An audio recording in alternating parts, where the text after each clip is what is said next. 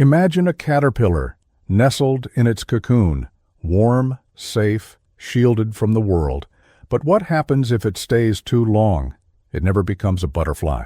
Your comfort zone is much like that cocoon, a sanctuary that, paradoxically, may stifle your metamorphosis. Tonight we explore a question as old as human ambition. Does the very safety we crave quietly suffocate our potential? Consider the ancient myth of the lotus eaters, who lingered in blissful apathy, forgetting their purpose. Are we too lulled into inertia by comfort? We'll wander through biology, philosophy, and the quiet resistance of the human spirit. Let's begin this journey not with urgency, but curiosity. Close your eyes, breathe, and ask, where does my cocoon end and my sky begin? The biology of safety. Let's begin at the beginning. Long before cities, careers, or Wi-Fi, our ancestors survived by one rule: avoid danger. Their brains were finely tuned instruments for threat detection. A rustle in the grass might mean a predator. A strange tribe might bring conflict. Over millennia, this primal wiring became the foundation of our modern psyche. The amygdala, a tiny almond-shaped region in your brain, still lights up like a flare gun at the slightest hint of risk. It doesn't care about your dreams. It cares about keeping you alive. But here's the paradox. The same instinct that once saved us now limits us. Consider homeostasis, the body's obsession with equilibrium. Your temperature, blood sugar, and even emotions are constantly regulated to stay within a narrow, safe range. Biologically, this makes sense. Stray too far, and systems fail. Yet, this principle leaks into our behavior. We cling to routines, relationships, and roles that feel familiar, even if they no longer serve us. Why?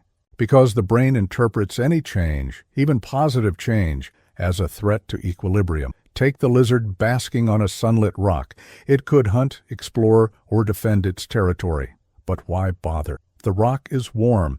The risk of movement outweighs the reward. Our modern rocks are subtler, scrolling through familiar apps, staying in unfulfilling jobs, replaying the same conversation. The lizard's inertia is rational.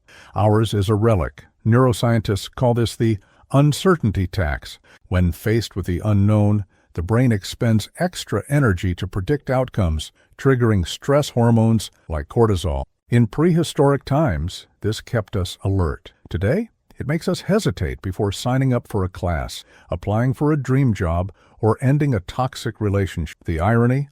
Avoiding discomfort feels safe, but often leads to a quieter, more insidious danger: stagnation. A 2019 study at University College London found that people overestimate the pain of stepping outside their comfort zones by nearly 40%. Participants who feared public speaking were asked to give a short talk.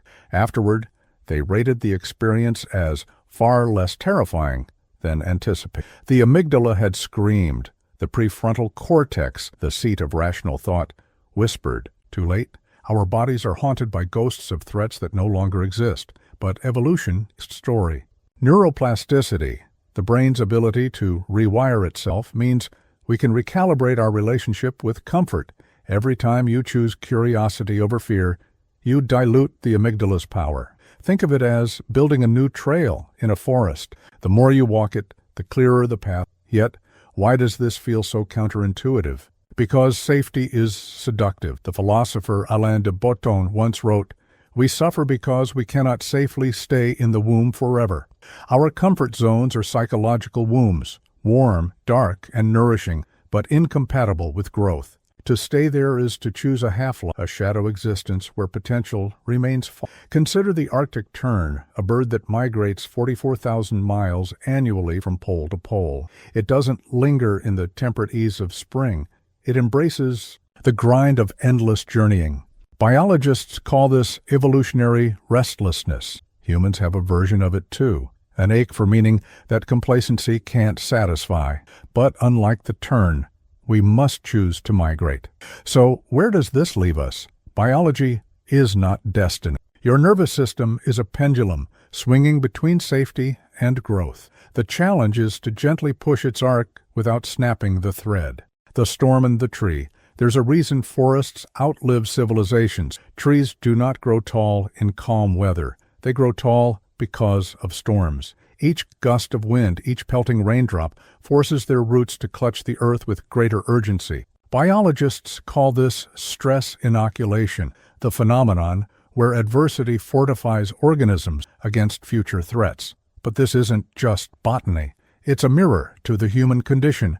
Friedrich Nietzsche, the 19th century philosopher, called hardship the winds of chaos. He argued that chaos is not an enemy, but a sculptor. You must have chaos within you to give birth to a dancing star. Yet modern life wages a quiet war against chaos. We curate comfort like gardeners, pruning away thorns. Streaming services numb boredom. Social media filters airbrush vulnerability. And routines shield us from spontaneity. But in smoothing life's edges, do we dull its purpose? Consider the oyster. When a grain of sand slips into its shell, the creature doesn't flee or fight. It wraps the irritant in layers of nacre, a luminous substance formed from its own Over years, this defense mechanism becomes a pearl. The oyster's struggle is involuntary, but ours, every time we avoid a difficult conversation, abandon a creative project, or silence an unconventional idea, we reject the grains of sand that could become our pearls. The paradox here is profound. What weakens us is often what we cling to. Neuroscientists at Stanford found that individuals who avoid discomfort develop thinner myelin sheaths, the protective coating around nerves that speeds up signal transmission. In simpler terms, avoiding challenges doesn't just stall growth. It erodes our biological capacity to adapt. Like a muscle atrophying in a cast, the mind withers, not resistant. This isn't mere metaphor. Inuit hunters in the Arctic deliberately expose themselves to freezing conditions, building tolerance through repeated discomfort. Monks in Kyoto meditate on icy rivers to master their response to pain. These traditions recognize a universal truth. Storms teach us how to dance in the rain. But how do we begin when modern life offers endless shelters? Begin by reframing discomfort as data, not danger. When your heart races before a presentation, it's not a signal to flee, it's proof you care. When a project feels overwhelming, it's not a sign of inadequacy, but an invitation to innovate. The psychologist Carol Dweck calls this the growth mindset, the belief that challenges are opportunities to expand, not indictments of our ability. History brims with examples. Beethoven composed his greatest symphonies after losing his hearing. Maya Angelou wrote, "I know why the caged bird sings amid the storms of trauma and racism." Their genius wasn't innate. It was forged in the friction between vision and circumstance. As the Zen proverb goes, no mud, no lotus. Yet, there's a balance. Storms are necessary, but relentless hurricanes destroy. The Stoics practiced voluntary discomfort, cold showers, fasting, floor, not to punish themselves, but to cultivate gratitude and resilience. They understood that small, intentional doses of chaos inoculate the soul against life's unpredictability. Ask yourself, what is my grain of sand? Is it a dream deferred, a truth unspoken, a risk untaken? Tonight, as you drift into stillness, imagine wrapping that discomfort in layers of courage, not to erase it, but to transform it. The shoreline of growth. The edge of your comfort zone is not a wall, but a shoreline, a place where the known and unknown engage in an eternal dance. Here, the solid ground of routine meets the fluid vastness of possibility. Every step into the water shifts the sand beneath your feet. Every retreat allows the boundary to harden anew.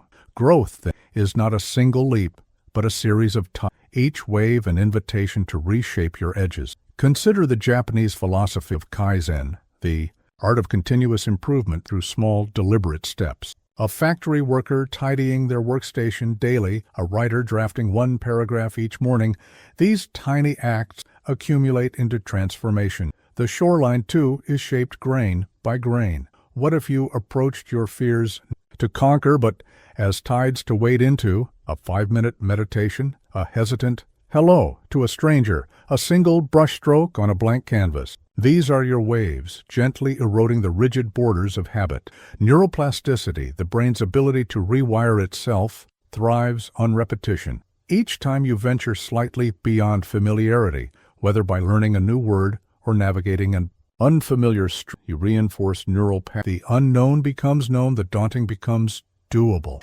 Eleanor Roosevelt, once paralyzed by shyness, began with small gatherings, her voice trembling as she...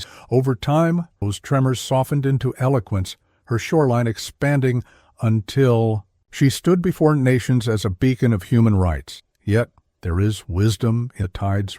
The Taoist concept of Wu Wei, effortless action, teaches us to flow with natural rhythms rather than force change. Pushing too far, too fast, risks collapse. A shoreline eroded by violent storms becomes a cliff to crumbling. The Yerkes-Dodson law, a century, echoes this balance. Performance peaks at moderate arousal, plummeting when stress. Growth demands not just courage but patience, a dance between reaching and rest. The Stoics understood this dance. Seneca wrote of tempering ambition with contentment. True happiness is to enjoy the present, without anxious dependence upon the future. Voluntary discomfort, a cold shower, a day of silence, was their way of wading into the tide, not to suffer, but to savor the richness of existence. They sought not to escape the shoreline, but to know its contours intimately. Tonight, as you breathe in the salt-tinged air of reflection, ask, where does my water meet my land?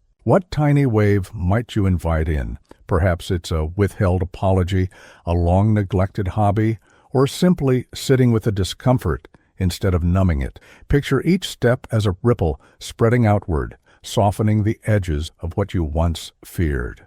Next, we'll confront the shadow that guards this shoreline, fear, and discover how its whisper might guide, rather than hinder, your dance with the unknown. The mountain and the shadow. Every journey beyond the shoreline eventually leads to a mountain, a symbol of the dreams we deem too colossal. But the true obstacle is rarely the mountain itself. It is the shadow it casts, a darkness woven from our oldest fears, failure, inadequacy, exposure. Carl Jung called this the shadow, the part of the psyche that hoards repressed instincts and insecurities.